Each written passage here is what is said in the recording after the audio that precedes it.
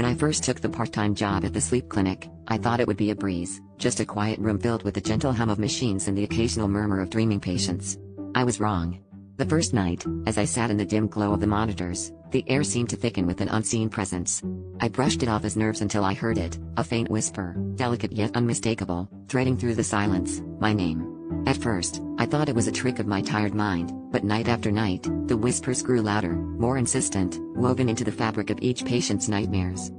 The clinic was a sterile, unremarkable place by day, but at night, it transformed, shadows lengthening into sinister forms.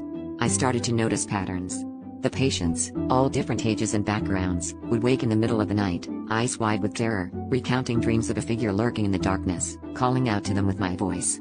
They described it with uncanny detail, a shadowy silhouette with hollow eyes, whispering my name over and over. As their fear seeped into me, the line between waking and dreaming began to blur, and I found myself struggling to stay awake, terrified of what would happen if I closed my eyes.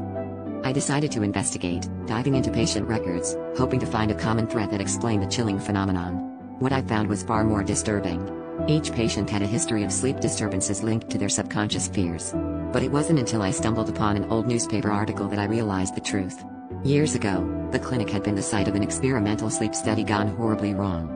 The lead researcher, a man obsessed with the power of lucid dreams, had disappeared without a trace.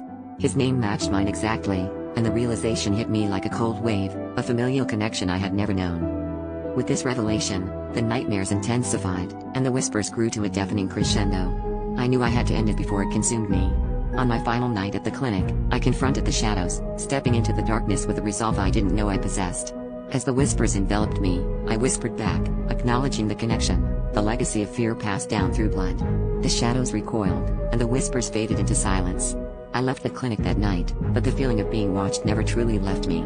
I can only hope that by acknowledging the past, I have broken the cycle. But sometimes, in the quiet moments before sleep, I still hear my name whispered from shadows beyond sight.